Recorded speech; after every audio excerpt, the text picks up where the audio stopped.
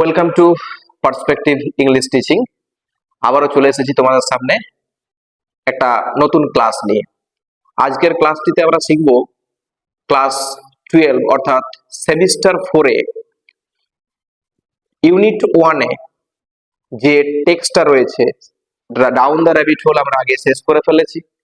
আমাদের জন্য এবার যে প্রশ্নটা রয়েছে সেটা হলো 3 কোশ্চেন্স। টাইটেলের মধ্যে তোমরা দেখতে পাচ্ছ 3 কোশ্চেন্স। এই 3 কোশ্চেন্স গল্পটা যিনি লিখেছেন ওনার নাম হলো লিও টলস্টয়। বাংলায় দেখবে তলস্তয় বলা হয়, তাই এখানে আমরা কি যেহেতু ইংলিশের ক্ষেত্রে টিটা আছে তাই প্রনাউন্সিয়েশনটা কি হচ্ছে লিও টলস্টয়। এই লিও টলস্টয়ের জন্ম হয়েছিল 1828 সালে, মৃত্যু ঘটেছিল 1910 সালে।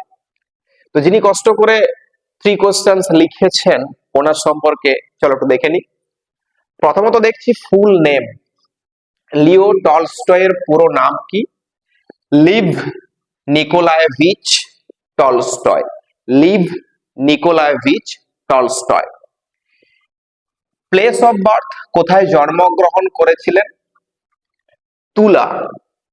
এই তুলাটাকে তোমরা প্রনাউন্সিয়েশনের ক্ষেত্রে টি ব্যবহার করতে পারো, তুলা। এই তুলা প্রভিন্স রাশিয়া।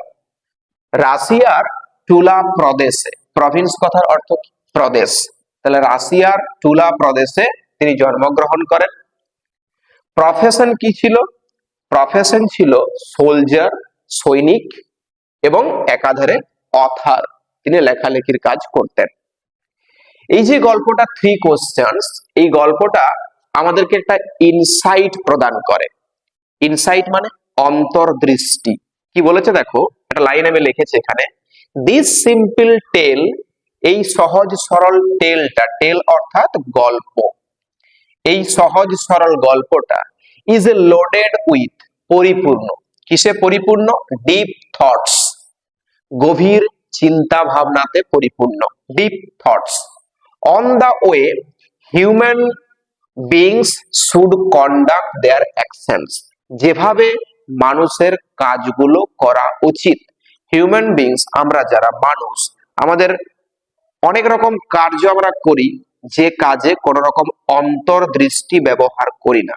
হুট করতেই একটা কিছু করে ফেললাম, পরে আমাদেরকে অনুশোচনা করতে হয় যে এটা না করলে ভালো হতো বা এটা করলে এটা হতে পারতো, এটা ভাবি না। আমাদের যে স্তর, সেই স্তরের মধ্যে থেকে আমরা জানি যে কনসাস, সাবকনসাস, আনকনসাস, সমস্ত কাজ আমরা আনকনসাস মাইন্ডে করি, অর্থাৎ অচেতন অবস্থায়। করার পরে আমরা ভাবি যে এই কাজটা না করলে ভালো হতো। তাহলে এই যে গল্পটা 3 কোশ্চেন্স, এই গল্পের মধ্যে একটা অন্তর্দৃষ্টি আছে যেটা দ্বারা আমাদেরকে বুঝতে হবে যে কোনো কাজ করার আগে অল্পতম একটু ভেবে নেওয়া দরকার আছে। তো চলো দেখি কি বলেছে। 3 কোশ্চেন্স আমরা বুঝতে পারছি টাইটেলের মাধ্যমে। 3 কোশ্চেন্স বলতে 3টি প্রশ্ন। একটা কথা বলি যে আমাদের ইন্ডিয়ান, আমরা যারা ইন্ডিয়ান, এই ইন্ডিয়ান যারা, তারা আমরা কি জানি যে কিং মানে হচ্ছে রাজা, কিং অর্থাৎ রাজা বলি। কিন্তু যারা রাশিয়ান, এই রাশিয়ান যারা, ওদের কাছে কিন্তু কিং মানে রাজা নয়, ওদের কাছে TSA আর, যার মানে হচ্ছে রাজা, বা আমরা বলতে পারি সম্রাট, সম্রাট। আবার ডিউকও বলা হয়। ঠিক আছে, তাহলে দেখো লাইন বাই লাইন একটু টেক্সটটা ফলো করবে, ওয়ার্ড নোটস গুলো একটু খাতায় একটু পুট ডাউন করে রাখবে, আর ভালো করে বুঝে নাও যাতে পরবর্তী সময় আর পড়তে না হয়। কোশ্চেনটা তোমাকে ডেসক্রিপটিভ মোডে লিখতে হবে, তাই MCQর মতো করে পড়লে হবে না, একটু বুঝে ওয়ার্ড গুলোকে ধরে টেন্স গুলোকে দেখে একটু ভালো করে ফলো করো। দেখো, it once occurred to a certain tsar, it was occurred, it once occurred to a certain tsar. Occurred কথার অর্থ কি? OCCURRED। অকার্ড হচ্ছে উদিত হওয়া, উদিত হওয়া। টেন্সটা বুঝতে পারছি, অকারের সঙ্গে ইডি যোগ করা আছে, অকার্ড। তাহলে পাস্ট ইনডিফিনাইট টেন্স ব্যবহার করা হয়েছে। তাহলে ইট ওয়ান্স অকার্ড, একবার উদিত হয়েছিল, to a certain tsar, tsar কথার ওই যে বললাম জার অর্থাৎ সম্রাট বা রাজা, টু এ সার্টেন, সার্টেন কথার অর্থ কি, CERTAIN, সার্টেন হচ্ছে জনৈক, জনৈক। তাহলে একবার এক জনৈক জারের মনে উদিত হয়েছিল, দ্যাট যে, ইফ হি অলওয়েজ নিউ, যদি তিনি সর্বদাই জানতেন, the right time to begin everything, কোন কাজ বা সবকিছু সমস্ত কাজ শুরু করার সঠিক সময়টা, ভালো করে নোট ডাউন করো, যে যদি তিনি জানতেন সমস্ত কাজ শুরু করার সঠিক সময়টা, if he knew who were the right people to listen to, যদি তিনি জানতেন যে কারা সঠিক মানুষ যাদের কথা শোনা উচিত, and whom to avoid, কাদেরকে অ্যাভয়েড অর্থাৎ এড়িয়ে যাওয়া উচিত, and above all, আর সর্বোপরি, if he always knew, যদি তিনি জানতেন, what was the most important thing to do, সবচেয়ে গুরুত্বপূর্ণ কাজ কোনটা, he would never fail in anything, তাহলে তিনি কখনোই কোনো কিছুতে ব্যর্থ হতেন না, he might undertake, যে কোনো কাজ তিনি গ্রহণ করুক না কেন। ক্লিয়ার হয়েছে? যে কোনো কাজ যার হাতে তুলে নেন না কেন বা কাজ গ্রহণ করুক না কেন, কোনো কাজে তিনি ব্যর্থ হতেন না যদি তিনি জানতেন প্রত্যেকটি কাজ শুরু করার সঠিক সময় কোনটা, কারা সবচেয়ে গুরুত্বপূর্ণ ব্যক্তি যাদের কথা শোনা উচিত বা যাদের কথা অ্যাভয়েড করে যাওয়া উচিত, আর সবচেয়ে বড় ব্যাপার হলো সবচেয়ে গুরুত্বপূর্ণ কাজ কোনটা। এই তিনটি প্রশ্নের উত্তর যদি তিনি জানতেন, তাহলে তিনি যে কোনো কাজ গ্রহণ করুন না কেন, কোনো কাজে তিনি ব্যর্থ হতেন না। ক্লিয়ার হয়েছে? খুবই সহজ। পরে দেখো কি বলছে, and this thought having occurred to him, আর এই যে চিন্তাটা এটা ওই জারের মনে আসতেই, having occurred to him, তার মনে আসতেই, মনের মধ্যে উঠতেই বিষয়টা, he had it proclaimed, অর্থাৎ he had it proclaimed বলতে তিনি এটা ঘোষণা করে দিয়েছিলেন, তিনি ঘোষণা করেছিলেন থ্রু আউট দ্য কিংডম, সমগ্র রাজ্য জুড়ে, সমস্ত রাজ্যে তিনি ঘোষণা করে দিয়েছিলেন, দ্যাট যে, he would give a great reward, তিনি একটা দারুণ পুরস্কার দেবেন, গ্রেট রিওয়ার্ড টু এনিওয়ান, যে কাউকে, হু উড টিচ হিম, যে তাকে বলে দিতে পারবে, কাকে, জারকে, যে জারকে বলে দিতে পারবে, what was the right time for every action, underline করো, প্রত্যেকটা কাজের সঠিক সময় কোনটা, who were the most necessary people, কারা সবচেয়ে প্রয়োজনীয় মানুষ, and how he might know, কিভাবে তিনি জানতে পারবেন, what was the most important thing to do, সবচেয়ে গুরুত্বপূর্ণ কাজটা কি। ভালো করে আন্ডারলাইন করে রাখো, this is very very important question for 2 marks. ঠিক আছে? কি বলছে, তাহলে তিনটি প্রশ্ন আমরা বুঝতে পারলাম, যারের মনে যে তিনটি প্রশ্ন উঠেছিল, প্রশ্ন হতে পারে, what were the 3 questions that occurred to the mind of czar, যারার মনে যে তিনটি প্রশ্ন উঠেছিল সেই তিনটি প্রশ্ন কি কি, আমরা কি কি লিখবো, যে what was the right time for every action, প্রত্যেকটা কাজ শুরু করার সঠিক সময় কোনটা, and who were the most necessary people, কারা সবচেয়ে গুরুত্বপূর্ণ মানুষ, and how he might know, কিভাবে তিনি জানবেন, what was the most important thing to do, সবচেয়ে গুরুত্বপূর্ণ কাজ কোনটা। ক্লিয়ার হয়েছে?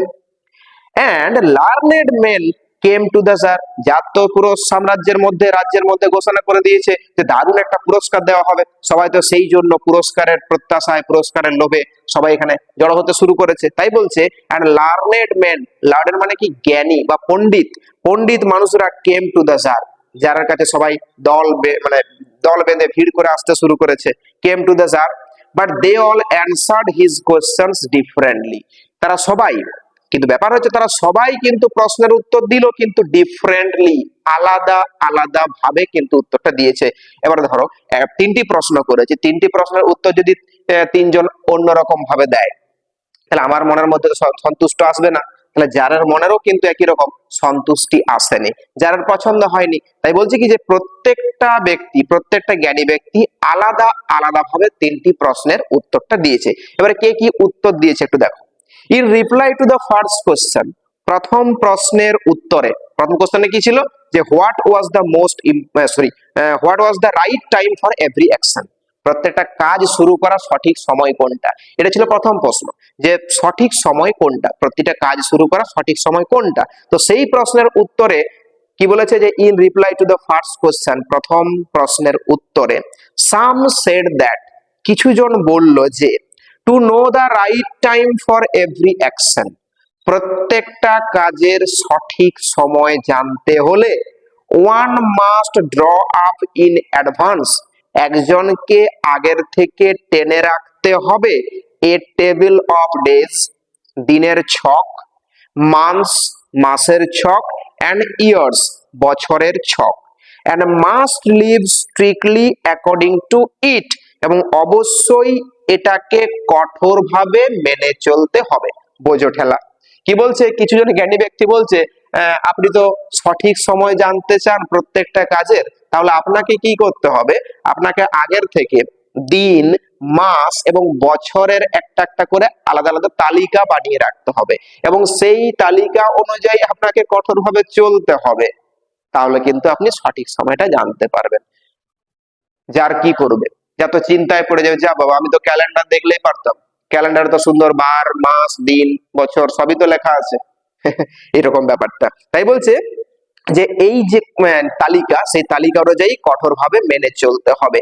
ওয়ান দাস, অনলি দাস, এভাবেই দে সেড দে, তারা বলল যে could everything be done at it's proper time, তাহলে সঠিক সময়ে সবকিছু ঘটে যাবে যদি আমি দিন, মাস, বছরের ছকটা করে রাখি। এটা কিছু জন ওই প্রথম প্রশ্নের উত্তরে বলেছে। আদার্স ডিক্লেয়ার্ড, আরো অন্যান্যরা ছিল, তাহলে অন্যান্যরা ঘোষণা করে বলেছে দ্যাট যে it was impossible to decide beforehand, ওরা বলছে আগের থেকে জেনে যাওয়াটা অসম্ভব, আগের থেকে জেনে যাওয়াটা অসম্ভব the right time for every action, কোন একটা কাজ, সেই কাজের যে সঠিক সময় কোনটা এটা আগের থেকে জানাটা অসম্ভব।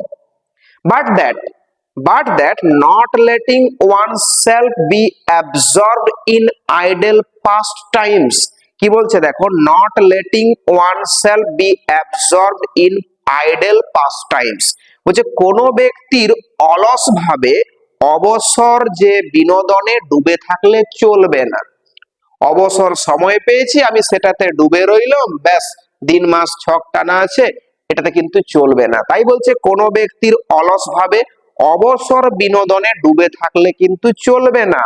One should always attend to all that was going on, মনোযোগ দিতে হবে যা ঘটে চলেছে সব কিছুর প্রতি। আজকে কি ঘটলো, একটু পরে কি ঘটলো, পরের দিন কি ঘটছে, এই সব কিছু কিন্তু মনোযোগ সহকারে রাখতে হবে, মন দিতে হবে, ধ্যান দিতে হবে যে যা যা কিছু ঘটে চলেছে। And then do what was most needful, এবং তারপর তোমাকে করতে হবে যে সবচেয়ে প্রয়োজনীয় যেটা। এটা হচ্ছে কিছু জন বলল। আদার্স এগেইন সেড, অন্যান্যরা আবার বলছে that however attentive the czar might be to what was going on, বলছে যা কিছু ঘটে চলেছে তার প্রতি যার যতটাই মনোযোগী হন না কেন, it was impossible for one man to decide correctly the right time for every action, একজন ব্যক্তির পক্ষে যে কোনো কাজে সঠিক সময় কোনটা এটা আগের থেকে জানাটা অসম্ভব। But that he should have a council of wise men, কিন্তু এটার জন্য তিনি করতে পারেন কি, ওই উপদেষ্টা অর্থাৎ যারা উপদেশ দেয়, পরামর্শ দাতাদের একটা সংসদ তৈরি তিনি করতে পারেন। কাউন্সিল হচ্ছে পরিষদ। But that he should have a council of wise man, জ্ঞানী ব্যক্তিদের একটা পরিষদ তিনি গঠন করতে পারেন। হু উড হেল্প হিম, যারা তাকে সাহায্য করতে পারেন। To fix the proper time for everything, সবকিছুর সঠিক সময়টা কিন্তু তারা নির্বাচন করে বলে দিতে পারবে এই পরিষদের জ্ঞানী ব্যক্তিরা। এটা কিছুজন যারকে বলল। বাট দেন, কিন্তু তারপর এগেন আদার সেড, আবার অন্যান্যরা বলল there were some things which could not wait to be laid before a council.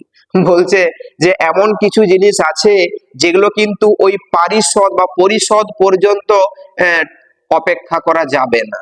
ধরো একটা কাজ, যে কাজটা আমাকে আজকেই করতে হবে, আমি যদি পরিষদের জন্য 3 দিন ফেলে রেখে দিই তাহলে কিন্তু তার ফলটা আমরা ঠিকভাবে ব্যবহার করতে পারবো না, ওই ফলটা আমাদের কাছে কাজেও লাগবে না। তাই বলছে এমন কিছু কাজ আছে যে কাজগুলো পরিষদের জন্য ফেলে রাখলে কিন্তু চলবে না, but about which one had at once to decide whether to undertake them or not। কি বলছে, but about which one had at once to decide whatever to undertake them or not।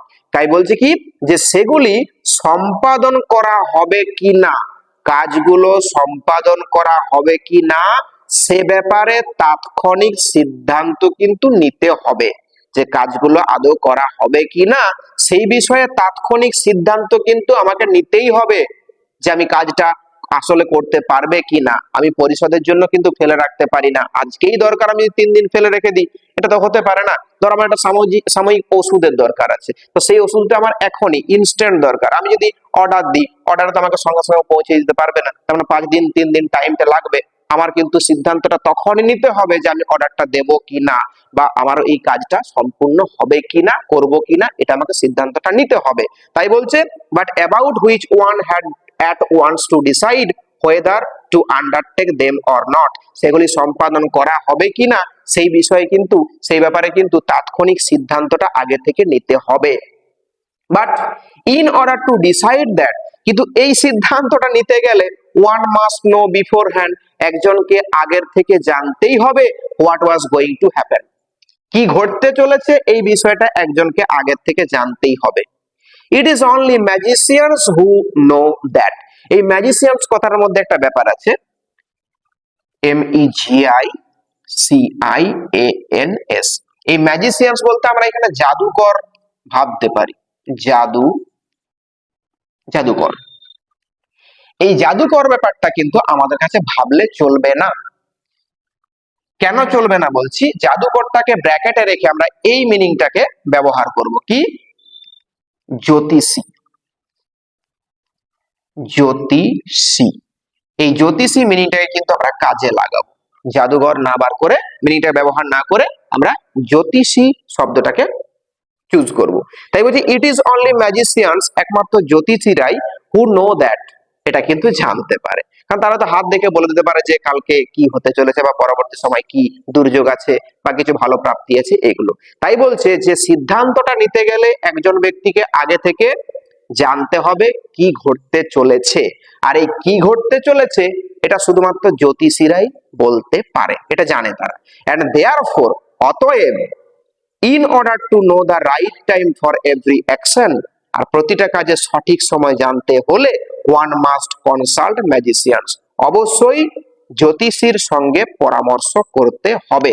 Consult হচ্ছে পরামর্শ করা, জ্যোতিষীর সঙ্গে পরামর্শ করতে হবে যে কি ঘটতে চলেছে তার সঠিক সময়টা যদি জানা যায়। তো equally various were the answer to the second question. Second question, প্রথম কোশ্চেনের যে ব্যাপারটা সেটা চলে গেল, বিভিন্ন জন বিভিন্ন রকম উত্তরটা দিল, শেষ পর্যন্ত আমরা কি জানতে পারলাম, যদি ওই কোনো কাজ এর সঠিক সময় জানতে হয় তাহলে জ্যোতিষীদের সঙ্গে পরামর্শ নিতে হবে। এবার বলছে equally various were the answer to the second question, দ্বিতীয় প্রশ্নের উত্তরটাও কিন্তু বিভিন্ন ভাবে এলো। সাম সেড, কিছু জন বলল the people that are most needed were his councillors, যারা সবচেয়ে প্রয়োজনীয় ব্যক্তি, ওই যে প্রশ্নটা কি ছিল, সবচেয়ে গুরুত্বপূর্ণ ব্যক্তি কারা, তাহলে যারা সবচেয়ে গুরুত্বপূর্ণ ব্যক্তি কারা, ওই যে পরিষদের যারা সদস্যবৃন্দ ওরাই হচ্ছে সবচেয়ে গুরুত্বপূর্ণ ব্যক্তি। আদার্স, আবার অন্যান্যরা বলছে কি দা প্রিস্ট, পুরোহিত হলো সবচেয়ে গুরুত্বপূর্ণ ব্যক্তি, যারা পূজা অর্চনা করে সেই পুরোহিতরা হচ্ছে সবচেয়ে গুরুত্বপূর্ণ ব্যক্তি। আদার্স, আবার অন্যান্যরা বলছে ডক্টরস অর্থাৎ চিকিৎসকরা সবচেয়ে গুরুত্বপূর্ণ ব্যক্তি। হোয়াইল সাম সেড, আরো কিছু জন বলল the warriors were the most necessary, সবচেয়ে প্রয়োজনীয় ব্যক্তি হলো যোদ্ধারা, ওয়ারিয়র্স অর্থাৎ যোদ্ধা, এই যোদ্ধা হচ্ছে সবচেয়ে গুরুত্বপূর্ণ ব্যক্তি। বুঝো, বিভিন্ন জনের বিভিন্ন রকম প্রশ্নের মানে উত্তরটা বিভিন্ন রকম ভাবে এলো, কিন্তু প্রশ্নটা কি? প্রশ্ন হচ্ছে সবচেয়ে গুরুত্বপূর্ণ ব্যক্তি কারা। কেউ কেউ বলছে যে পরিষদের সদস্যবৃন্দরা সবচেয়ে গুরুত্বপূর্ণ ব্যক্তি, কেউ বলছে পুরোহিতরা সবচেয়ে গুরুত্বপূর্ণ ব্যক্তি, কেউ বলছে যে চিকিৎসকরা সবচেয়ে গুরুত্বপূর্ণ ব্যক্তি, আবারও কেউ বলছে যে সবচেয়ে প্রয়োজনীয় ব্যক্তি হলো যোদ্ধারা। দেখো, টু দ্য থার্ড কোশ্চেন, তৃতীয় প্রশ্নে, as to what was the most important occupation, তৃতীয় প্রশ্নটা কি ছিল? সবচেয়ে গুরুত্বপূর্ণ কাজ কোনটা। সেই তৃতীয় প্রশ্ন যেটা রয়েছে কি সবচেয়ে গুরুত্বপূর্ণ কাজ কোনটা, সেটাতে some replied that, কিছু জন উত্তর দিল যে the most important thing in the world was science। এরা দিগ্গজ পণ্ডিত, বিজ্ঞানী বিজ্ঞানী ভাব আছে এদের মধ্যে। কি বলছে? যে সবচেয়ে গুরুত্বপূর্ণ কাজ হলো, এই বিশ্বের মধ্যে সবচেয়ে গুরুত্বপূর্ণ কাজ হলো সায়েন্স, সায়েন্স অর্থাৎ বিজ্ঞান। আদার সেড, আবারও অন্যান্যরা বলছে ইট ওয়াজ আ স্কিল ইন ওয়ারফেয়ার, ওয়ারফেয়ার হচ্ছে যুদ্ধ, যুদ্ধে পারদর্শিতা দেখানো হচ্ছে সবচেয়ে গুরুত্বপূর্ণ কাজ। আমি যুদ্ধে জয়লাভ করলাম কিনা, নাকি হেরে গেলাম, হেরে গিয়ে এবার বাড়ি এলাম, এই যে পারদর্শিতা, এই পারদর্শিতা দেখানোটাই হচ্ছে সবচেয়ে গুরুত্বপূর্ণ কাজ। এন্ড আদার্স, আরো অন্যান্যরা বলছে এগেইন যে that it was the religious warship, সবচেয়ে গুরুত্বপূর্ণ কাজ কি? ওই ধর্মীয় উপাসনা বা পূজা অর্চনা করা, এগুলো হচ্ছে সবচেয়ে গুরুত্বপূর্ণ কাজ। রিলিজিয়াস হচ্ছে ধর্মীয়, আর ওরশিপ হচ্ছে উপাসনা, ধর্মীয় উপাসনাটা হচ্ছে সবচেয়ে গুরুত্বপূর্ণ কাজ। তাহলে বিভিন্ন রকম উত্তর পাওয়া গেল।